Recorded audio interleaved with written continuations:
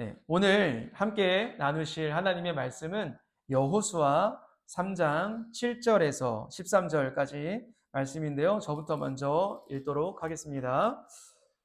여호와께서 여호수아에게 이르시되 내가 오늘부터 시작하여 너를 온 이스라엘의 목전에서 크게 하여 내가 모세와 함께 있었던 것 같이 너와 함께 있는 것을 그들이 알게 하리라.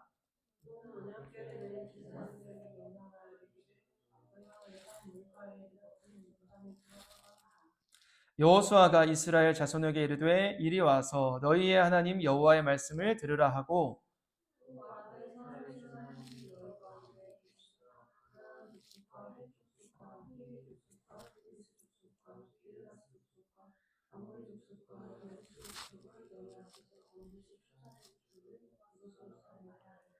보라 온 땅에 주의 언약궤가 너희 앞에서 요단을 건너가나니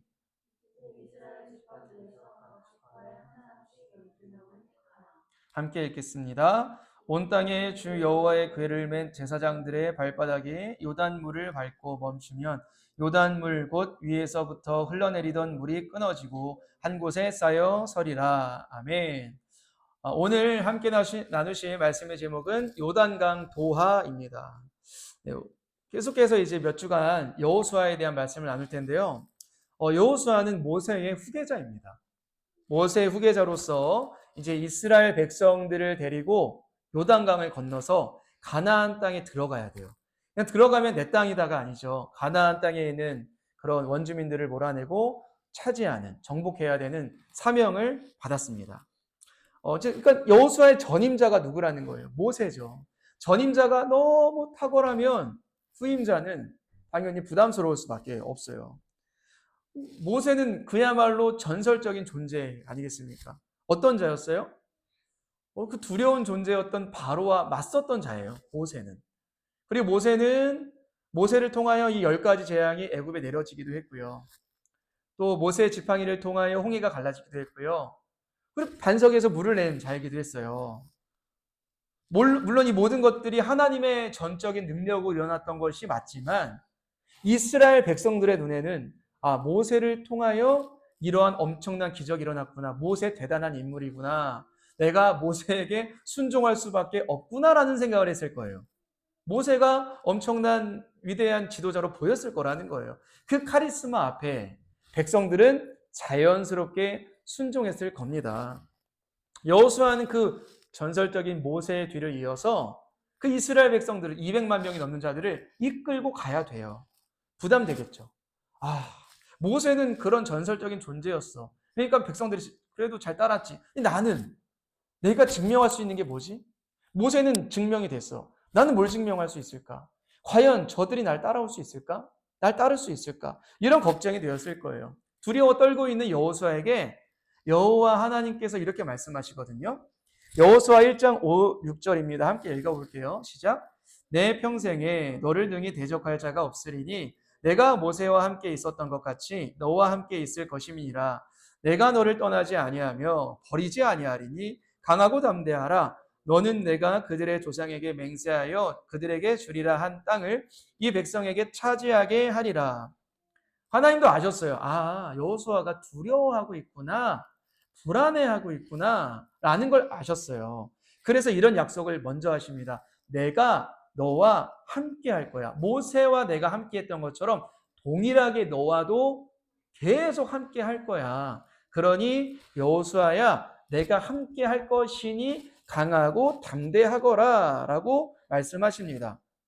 여호수아가 진짜 담대하고 강할 수 있는 비결은 두 가지가 있을 텐데 첫 번째는 이거예요. 진짜 하나님이 능력자라는 것을 믿고 있어야 돼요.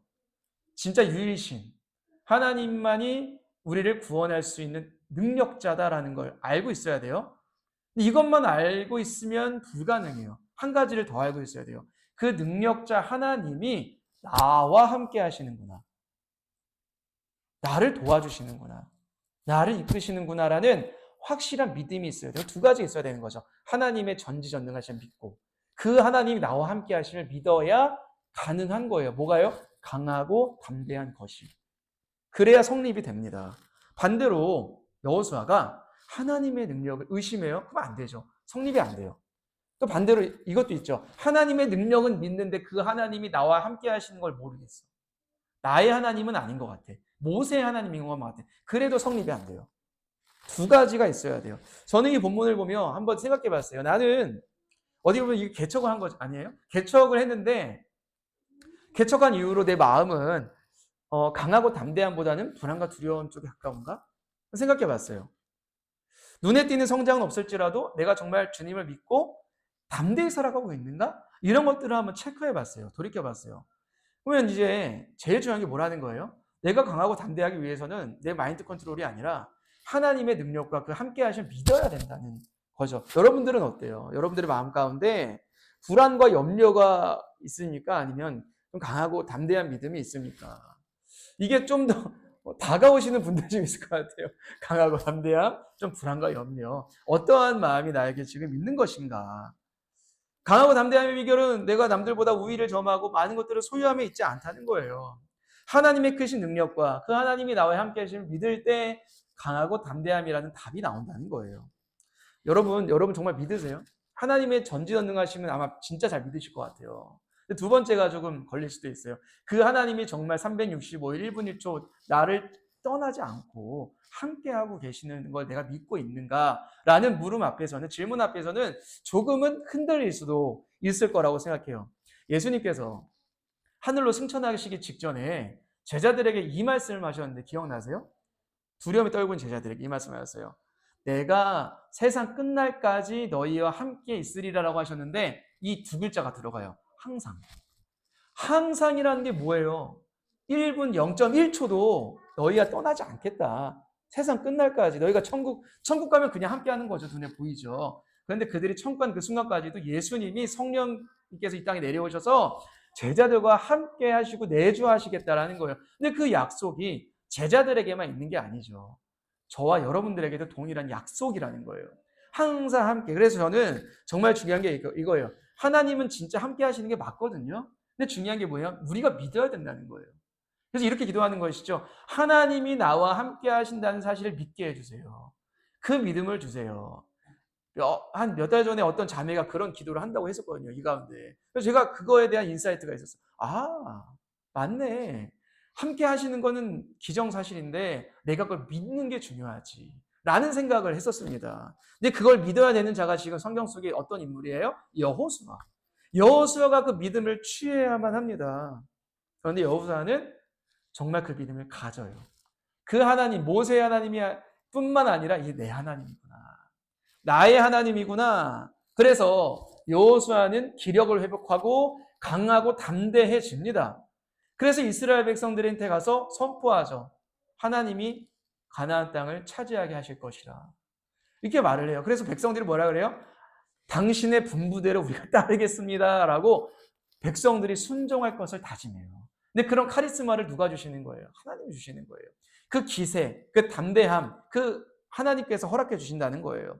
자, 그래서 그 강하고 담대한 여호수아와 이스라엘 백성들이 가나안 땅을 차지해가는 과정이 적혀 있는 것이 여호수아서예요. 되게 재밌는 책이기도 하죠. 어떻게 보면 좀 이제 이런 정복 이런 좀 걸 좋아하는 남자들이 많이 좋아하잖아요.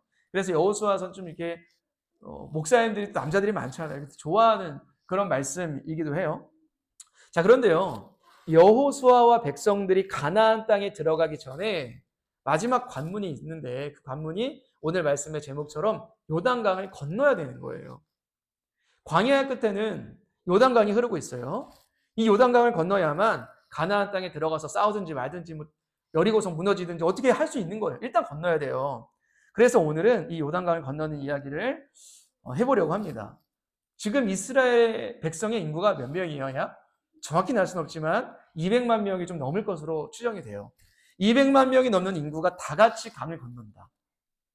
이거는 상식적으로는 이해 안 되죠. 불가능한 일이에요. 그런데 하나님께서 그 불가능한 일을 가능한 일로 바꾸십니다.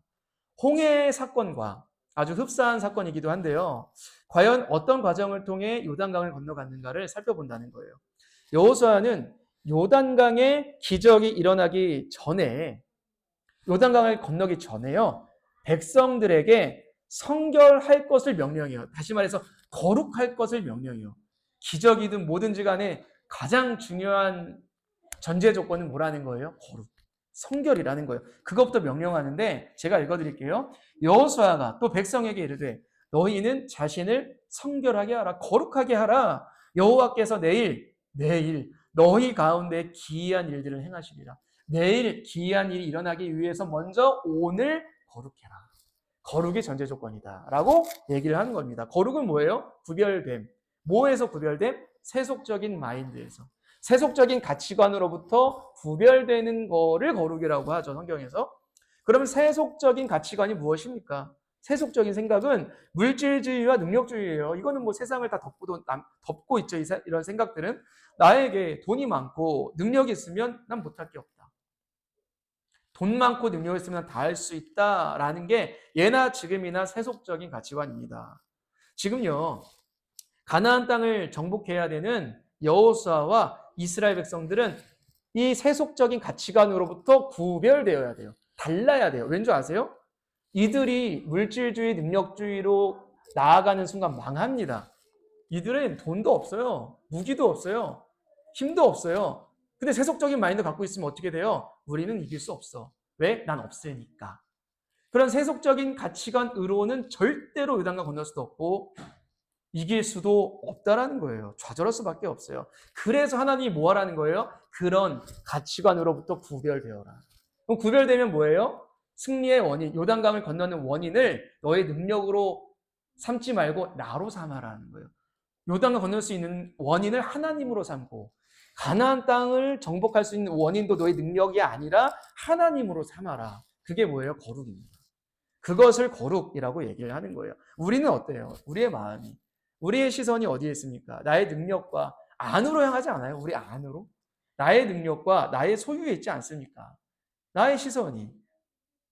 또는 좀 은혜가 있을 때는 이렇게 변하기도 하죠. 나는 부족해도 시선이 나에게 속하는 게 아니라 하나님으로 향해서 하나님이 나를 통해 하실 일을 믿으며 나아가는 그 마음이 있을 때도 있죠. 나의 능력이 많고 적음에 중요한 게 아니라 하나님이 일하실 것을 믿게 되는 그때가 있죠. 그것이 오늘이 되기를 원하는 거예요. 하나님은요, 하나님을 원인으로 삼기를 원하시는 분이에요. 그게 거룩입니다. 모든 것의 승리의 주권을 하나님으로 돌리길 원하세요. 그 거룩한 마음이 저와 여러분에게 있는가? 개척해서 나아가는 저에게 하나님께 그걸 보신다는 거예요. 김남빈에게 그 하나님만을 원인으로 삼고 나아가는 목회에 대한 마음이 있는가? 여러분들에게도 가정과 또 일터와 또 중요한 일을 앞두고 있는 사람들로서, 성도들로서 하나님을 원인으로 삼고 있는 그 마음과 믿음이 있는가? 이거를 보시고 그걸 거룩으로 보신다라는 것입니다. 전제 조건을 뭘로 삼아야 돼요? 거룩. 그 세속적인 가치관으로부터 구별되는 마음이 저와 여러분들에게 있기 원합니다. 자, 여호수아와 이스라엘 백성들은 그 거룩을 잡았어요. 그 거룩으로 나아갔습니다. 우리의 연약함을 돌아보면 저 장대와 같은 가나안 원주민들을 상대해서 이길 수가 없다라고 생각하겠지만 이제는 나와 함께 하시는 하나님을 바라보며 전진할 수 있는 담대함을 갖게 되었습니다. 여호수아와 이스라엘 백성들이 똑같은 마음을 하나로 갖게 되었다는 거예요. 자, 그런데 여러분, 바로 눈앞에 무엇이 가로막고 있다는 거예요? 요단강. 여러분, 이 요단강은요, 평상시에는 건널 만한 강이었대요. 이 건너는 이 폭이 있잖아요. 폭이 30m 조금 넘고요. 평상시에는 깊이는 수심은 50cm에서 1m밖에 안 된대요. 그러면 애기들은 안고 건너면 되고 어른들이 다 그냥 쭉 건너면 되잖아요. 평상시에는. 그런데 지금은 성경에서 뭐라고 말하고 있냐면 범람하는 때래요. 범람하는 때는 뭐냐면 저 헤르몬 산에 있는 만년설이 쫙 녹아가지고 엄청나게 많은 물이 내려올 때예요. 요단강으로. 우기여서 비도 많이 내릴 때고. 그러면 어떻게 불어나냐? 건너야 되는 폭이 1.6km예요. 1600m. 그리고 깊은 수심은 30m가 넘었다고 그래요. 불가능이죠. 200만 명이 넘는 자들이 이 강을 건너는 건 지금 이 순간에는 불가능해요. 못 건넌다는 거죠. 불가능하다는 거예요. 그런데 하나님께서요, 지금 불어난 그 요단강을 건널 수 있는 유일한 방법을 제시하세요. 뭘까요? 제사장들이 있잖아요. 그 당시 레위인들과 제사장들이 있지 않습니까? 제사장들이 먼저 언약궤를 어깨에다가 메고 그 요단강 물에 들어가면, 흐르고 있는 상태에서 그냥 일단 들어가면 하나님께서 그 흐르던 물을 멈추게 하실 거래요. 일단 먼저 들어가라는 거예요. 멈추기 전에. 물이 멈추기 전에 일단 밟아 들어가. 발로 갖다 대라 라고 하나님께서 명령하시는 건데 13절을 함께 읽어볼게요. 시작. 온 땅에 주 여호와의 궤를 맨 제사장들의 발바닥이 요단물을 밟고 멈추면 요단물 곧 위에서부터 흘러내리던 물이 끊어지고 한 곳에 쌓여 서리라. 아멘. 홍해가 갈라진 것처럼 흐르던 요단 강도 멈추게 해주실 거라는 하나님의 말씀입니다. 그런데요, 홍해가 갈라진 사건과 요단강이 멈추는 사건은 비슷해 보여도 확연히 다른 점이 한 가지 있거든요. 홍해는 이스라엘 백성들이 뭐 한 게 없었어요. 그냥 하나님께서 갈랐어요, 다. 그리고 건너가라고 하셨어요. 그들은 하나님께서 하신 일을 눈으로 목도하고 그것을 찬양하며 경배하며 홍해를 건너기만 하면 됐습니다. 그들이 순종할 만한 것이 그들의 노력이 필요 없었다는 거예요. 그런데 요단강은 뭐예요? 이스라엘 백성들이 먼저 순종해야 돼요. 먼저 하나님 말씀에 순종했을 때 흐르던 물이 멈추어지는 기적을 주시겠다라는 거예요. 다르죠? 자, 영적으로 보면 홍해가 갈라진 사건은 뭐와 같다고 그랬냐면 구원. 우리의 구원과 같다고 했어요. 우리의 구원은 우리의 공로가 들어가지 않습니다. 노력이 들어가지 않아요. 오직 예수 그리스도의 십자가의 보혈의 공로를 바라보는 자가 구원받는 거예요. 그래서 믿는 자가. 그래서 구원을 상징하는 홍해 사건에는 인간의 노력이 하나도 들어가지 않고 있는 거예요. 하지만 요단강을 건너는 건 달라요. 왜요? 요단강을 건너야만 하나님의 약속인 가나안 땅, 하나님의 축복인 가나안 땅을 얻게 되거든요. 가나안 땅은 뭘 의미해요? 하나님이 통치하시는 하나님의 다스림, 하나님의 나라를 의미하는 게 가나안 땅입니다. 아무리 구원받은 그리스도인이라 하더라도 내가 예수 그리스도를 믿고 지금 구원받았다 하더라도 내가 내 삶에서 정말 하나님의 다스림과 하나님의 축복과 하나님의 나라를 경험하기 위해서는요, 무엇이 필요하다는 거예요? 지금은 말씀에 순종하는 것이 필요하다는 거예요. 그래야 가나안 땅의 축복을 얻게 된다라고 지금 성경은 말합니다. 하나님은 우리에게 약속하셨어요. 예수 그리스도의 피로 구원받은 자녀들에게는 하나님의 나라를 주실 거라고 약속하셨어요. 그런데 그 약속을 받는 비결은 내 삶에서 구원받은 자로서도 살아가겠지만 하나님의 나라를 경험하기 위해서 너희가 말씀에 순종하는 것이 필요하다라고 얘기하고 있는 것입니다. 그래서 하나님은 가나안 땅을 주시기 직전 그들의 무엇을 요구하는 거예요? 요단강을 건너기 직전 순종 먼저 요구하시는 거예요. 당연히 하나님은 요단강도 홍해처럼 갈라줄 수 있었죠. 왜 못하시겠어요? 여호수아야 가서 그냥 네가 뭐 돌멩이 하나 던져라 갈라줄게. 이럴 수도 있었겠죠. 하지만 이번에는 하나님 이걸 원하셨어요. 너희가 이제는 한 번 먼저 순종해봐라. 한 걸음 떼봐라. 그럼 내가 기적을 줄게. 자, 우리의 신앙생활을 한번 돌아볼까요? 이럴 때 있죠. 하나님 말씀에 순종해야 되는 거 알겠는데 좀 이해되지 않는 순종.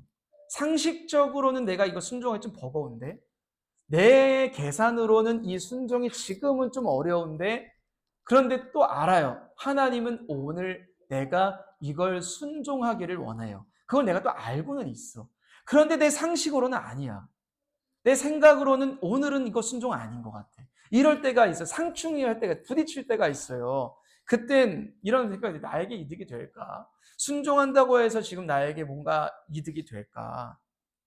하나님, 먼저 뭔가 확실한 걸 보여주시면 순종할게요. 순종할 만한 상황을 이끌어 주시면 내가 한번 순종해 보겠습니다. 막말로 뭐 홍해 갈라주셨던 것처럼 나의 상황도 쫙 열어주시면 건너가 볼게요. 사실 이건 순종이 아니라 그냥 다 된 밥에 그냥 이렇게 하는 거죠. 그럴 때 많지 않습니까? 그렇죠? 먼저 내가 순종하는 것보다는 하나님 다 해주실 때 그때 그냥 해보려고 하는 우리의 마음이 있다라는 거예요.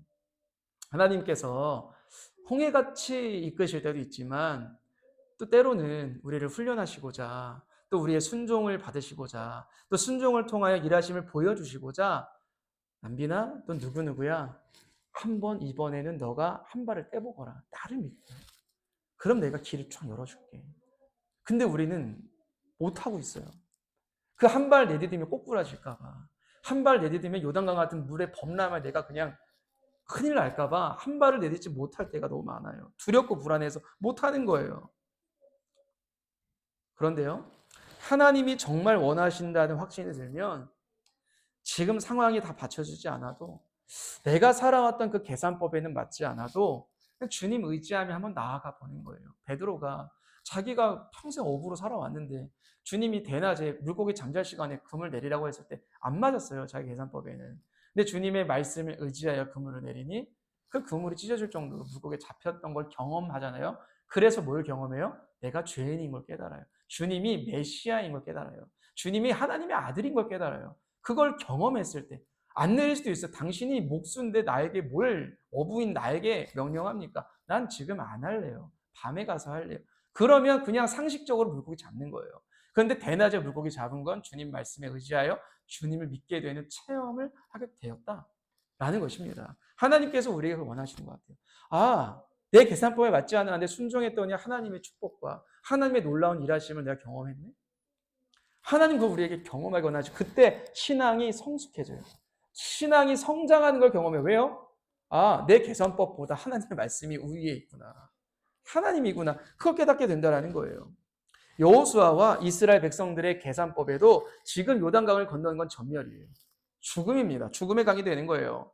어떻게 200만 명이 넘는 자들이 유속이 빠른 1.6km, 30m에 되는 수심을 건너겠습니까? 하지만 그들은 하나님 말씀에 의지하여 인간의 공식을 내려놓고 순종을 결단해요. 그래서 제사장들이 모여서 그 무거운 여호와의 법궤를 어깨에 맵니다. 그리고 갈라지지 않은 이 여전히 흐르고 있는 유속이 빠른 요단강물을 향하여 걸어가요. 그리고 맨 앞에 걸어가던 제사장이 제일 떨렸겠죠. 맨 앞에 내가 왜 맨 앞에 서가지고 이런 생각을 안 했겠어요. 우리 똑같죠. 뭐 하나님 나에게 순종을 요구하시지 남편에게 아내에게 저 사람에게 먼저 요구해 보라고 하시지 뭐 이런 생각 들지 않겠습니까? 제사장 걸어갑니다. 그리고 맨 앞에 걸어가던 제사장이 흐르던 물에 발을 닿자마자 기적이 일어나기 시작해요. 그런데 재미있는 것은 15절 말씀을 보면 제사장의 발이 물가에 잠겼다라는 말이 있어요. 15절 말씀 보면 물가에 잠겼대요. 원어로 보면 어떻게 써 있냐면 마치 초밥을 간장에 살짝 대듯 발을 살짝만 갖다 댔다, 소심하게 갖다 댔다라고 원어를 보면 그렇게 쓰여 있거든요. 순종을 하긴 했지만 어떻게 순종한 거예요? 그 유속이 빠른 강물에 발을 댄다는 것은 결코 쉬운 일이 아니었기에 떨렸다는 거예요. 소심했다는 거예요. 걱정됐다는 거예요. 하지만 뭘 했어요? 결국에 순종을 했어요. 하나님 이럴 수 있잖아요. 야, 너희들 순종할 거면 제대로 해. 발을 풍덩 담갔어야지 무슨 살짝 갖다 대기만 하냐라고 하나님을 혼낼 수도 있지만 그렇게 안 하셨어요. 그냥 일단 두렵고 떨리는 걱정이 팍 떠나서 그들이 순종했을 때 하나님은 그걸 기쁘게 받으셨고 소심한 순종이었을지라도 하나님은 요단강물을 완벽하게 마르게 하십니다. 완벽히 마르는데 그 장면이 있는데 좀 길어요. 그래도 좀 중요한 말씀이어서요. 좀 길지만 함께 읽어볼까요? 함께 읽겠습니다. 시작. 궤를 맨 제사장들의 발이 물가에 잠기자 곧 위에서부터 흘러내리던 물이 그쳐서 사르단에 가까운 매우 멀리 있는 아담 성읍 변두리에 일어나 한 곳에 쌓이고 아라바의 바다 여매로 향하여 흘러가는 물은 온전히 끊어지매 백성이 요리고 앞으로 바로 건널세 여호와의 언약궤를 맨 제사장들은 요단 가운데 마른 땅에 굳게 섰고 그 모든 백성이 요단을 건너기를 마칠 때까지 모든 이스라엘은 그 마른 땅으로 건너갔더라. 아멘. 하나님은요, 우리가 한 발만 내디는 그 순종에도 100배, 1000배로 축복으로 갚아주시는 아버지 하나님입니다. 완전히 막으세요. 요단강물. 이게 무슨 말이냐면 이스라엘 백성들이 200만 명이 건너기 위해서는 10m 되면 얼마나 오래 걸리겠어요. 이 폭이. 25km를 막으세요. 물을. 25km는 어마어마한 길이죠. 그죠? 그 길이가 있으면은 이스라엘 백성들이 건너기 아주 쾌적할 거예요. 그리고 질퍽질퍽한 땅이 아니라 완전히 그냥 아스팔트처럼 싹 마른 땅으로 변하게 하십니다. 마른 땅이 되게 하세요. 여러분, 하나님은 여러분에게 그렇게 역사하고 싶어 하세요. 한 발만 내딛어 보세요. 순종하기를 한 발만 물론 지금도 순종하고 계시겠죠. 오늘 이 자리에 나온 여러분들은 저는 되게 대단하고 너무 이쁘고 감사해요. 왜냐하면 오늘 나온 여기 앞에 있는 분들 쉽지 않았을 거예요, 사실은. 근데 한 발 내디딘 순종이고, 여기 맨 뒤에 계시는 분도 쉽지 않죠. 이 잠옷실도 없는 열악한 환경에서 아이를 데리고, 오늘 애기가 자기 있긴 하지만, 이렇게 아이를 데리고 매주 나온다는 게 쉽지 않다는 걸 누구보다 제가 알잖아요. 알잖아요. 왜 모르겠습니까? 그런데도 순종하고 있는, 이미 순종하고 그 순종을 하나님은 엄청나게 기쁘게 받으시고 있다는 사실입니다. 그리고 하나님은 한 발 내딛은 그 순종에 이어서 엄청나게 많은 축복으로 우리에게 갚아주시기를 간절히 원하고, 또 하나님 그렇게 해주실 줄로 믿습니다. 그런데 때로는 또 우리가 머뭇거릴 때 있는 거 아세요? 그렇죠. 그럴 때 있죠. 이 한 발만 내디뎌야 되는데 이 한 발 내딛지 못하고 홍해를 갈라주신 하나님을 내가 믿기는 믿는데, 이 요단강만 건너는 순종만 하면 가나안 땅이 있는 걸 내가 또 알기는 아는데, 이 광야에서 계속 머뭇거리는 거예요. 광야에서 빙글 돌면서 내가 못 건너, 저긴 무서워, 하나님 순종을 하고 있는, 한 발 내디려는데 내가 그건 못하겠어, 그냥 광야에 살아갈래 하면서 하나님 주신 그 약속을 내가 받지 못하고 있는 거예요. 내 삶 가운데 하나님의 일하심, 하나님 나를 통해 역사하실 그 엄청난 일을 내가 경험을 못하는 거, 구원을 받았는데 내가 경험하는 데까지 못 나아가고 광야 생활만 계속하고 있는 그리스도인들이 또 굉장히 많다는 안타까운 사실입니다. 그래서 이 메시지는 저에게도 필요하고 여러분들에게도 필요해요. 광야가 있고 요단강이 있으면 이제 이 요단강을 건너는 순종이 하나님께서 무엇인지를 알았으면 좋겠는 거예요. 일단은 하나님께 나에게 원하는 순종은 무엇일까? 한 발 내딛기를 원하시는 건 무엇일까? 그걸 찾았으면 좋겠고요. 찾았으면 내딛어보는 그 순종을 통해서 하나님 믿어보셨으면, 하나님 경험해보셨으면 좋겠어요. 무엇입니까? 여러분들의 요단강. 무엇이 여러분들을 가로막고 있고, 그 가로막고 있는 걸 하나님께서 한번 나아가 보기를 원하십니까? 하나님 무엇을 원하십니까? 저는 여러분들을 막 압박해서 순종하라고 말하고 싶지는 않아요. 왜냐하면 순종이라는 거는 우리의 엄청난 노력으로 할 수 있는 건 아니잖아요. 그래서 마지막으로 이 말씀을 드려볼게요. 이스라엘 백성들이 요단강을 건널 수 있는 순종과 믿음과 요단강이 갈라지게 된 비결이 뭐였냐면 여호와의 법궤였어요. 여호와의 법궤를 메고 갔을 때, 만약 법궤를 메지 않은 상태로 건너가면 안 돼요. 여호와의 법궤를 메고 갔을 때 요단강 물이 멈춥니다. 기적이 일어나요.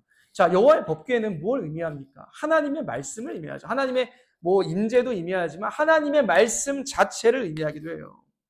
여호수아야 제사장들이 언약궤를 메고 요단강의 중앙까지 나아가라. 갈라진 땅에서 요단강의 중앙까지 나아가서 제사장들은 언약궤를 메고 가만히 서 있어야 돼요. 어디요? 요단강 중앙까지 가서. 그리고 이스라엘 백성들이 모두 200만 명이 다 건너갈 때까지 제사장들은 몇 시간 동안 법궤에 메고 있어야 돼요. 중앙에서 계속해서. 헌신이 어마어마하죠. 그 무거운. 마치 예수님께서 십자가에서 6시간 동안 매달려 있으면서 우리를 다 구원하신 것처럼 이 법궤를 맨 제사장들의 헌신과 수고로 인하여 물이 끊어졌고 그 물을 건널 수 있었다는 거예요. 우리는 왕 같은 제사장인 걸 믿으십니까? 하나님의 법궤를 맨 자들이에요. 하나님의 말씀을 우리의 어깨에 맨 자들이에요. 그러면 여러분들은 누구를 구원하기 원하십니까? 누구를 위해 헌신할 준비가 되어 있으십니까? 우리가 법궤를 메고 있던 제사장들로 인해서 백성들이 건넌 것처럼 우리는 법궤를 맨 자들로서 요단강까지 나아가서 우리는 들고 있는 사명을 부여받았다는 거예요. 그런데 우리만 서 있으면 되는 게 아니에요. 법궤를 메고 있어야 돼요. 하나님의 말씀이 여러분의 삶 가운데 있는가? 우리가 정말 남는 짜투리 시간에 말씀을 억지로 보고 있지는 않은가? 아니면 내가 아끼는 그 소중한 시간, 내가 그 시간 내 정중앙, 내 삶의 정중앙에 말씀을 배치하고 있는가? 요단강 정중앙에 법궤가 있던 것처럼 내 삶의 정중앙 코어에 말씀이 배치되어 있는가를 한번 우리가 돌이켜 봤으면 좋겠어요. 순종은요, 요단강 갈라지는 것은요, 비결이 말씀에 있어요. 말씀이 여러분 삶의 정중앙에 위치하게 하시기를 축복합니다. 저도 그렇고 여러분들도 그렇고 그때의 순종이 일어나요. 왜요? 말씀의 능력이 나를 순종하게 만들고 말씀의 능력이 요단강을 갈라지게 만들어는 그 비결이 있다라는 거예요. 자, 여러분, 또 마지막으로 이 말씀을 드리고 마치려고 해요. 예수님께서 가나의 혼인잔치 때 포도주가 똑 떨어지자 하인들을 불러오시고는 그 항아리 아구까지 물을 6통에다가 가득 채우라고 말씀하시죠. 쉽지 않은 일이잖아요. 물도 귀했던 그때에 물을 가득 채우라고 말씀하시자 하인들은 순종해요. 뭐 군더더기 없이 순종합니다. 그리고 그들은 목격해요. 물이 포도주로 변하는 것을 목격을 합니다. 그리고 혼인잔치에 왔던 하객들은 다 포도주를 먹고 마시면서 어떻게 이런 좋은 포도주가 있냐라고 질문을 해요. 근데 몰라요. 뭘 몰라요? 예수님이 기적을 행하신 걸 그들은 모르고 마셔요. 근데 누구만 알았더라라고 성경이 말하냐면 하인들만 알았더라라고 해요. 그들은 어떻게 하셨어요? 예수님의 말씀에 순종을 하고 그 물이 포도주 된 사건을 그 하인들만 아는 거예요. 그러면 그 포도주를 마신 하객들보다 그들이 축복이죠. 예수님의 기적을 눈으로 보고 목격하고 믿게 된 자들. 그게 바로 저와 여러분들이에요. 항아리에 물을 채우는 건 아무것도 아닌 것처럼 보이지만 그 순종이 쉽지는 않은 거예요. 우리의 삶에 예수님 말씀하시면 이해되지 않더라도 하는 순종이 필요한 거예요. 그러면 예수님이 정말 내 구세주이시고 나의 능력의 주 되심을 내가 보았다. 우리는 알더라라는 거예요. 그것을 경험하는 저와 여러분 되길 원합니다. 한 발을 내딛어야 앞으로의 모든 걸음을 인도하시는 하나님을 경험합니다. 예수님께서 십자가로 구원의 강물을 쫙 가르셨으면 내가 진짜로 믿는다면 나도 이제 한 발을 내딛어 볼 수 있는 믿음을 소유하는 그리스도인 되기를 원해요. 자, 순종할 만한 믿음이 내게 지금 부족하다면 아마도 내 멘탈이 부족한 게 아니라 우리의 삶의 말씀이 정중앙에 위치하지 않고 있다는 증거일 거예요. 그러니 오늘부터라도 하나님의 말씀이 저와 여러분 삶에 있게 되시기를 축복합니다. 하나님의 말씀이 제자리로 돌아오기를, 여러분의 영혼 가운데 말씀이 살아 숨쉬기를, 그래서 그 말씀의 능력으로 순종한 자리로 나아가기를, 그리고 하나님을 체험하기를 주님의 이름으로 축복합니다.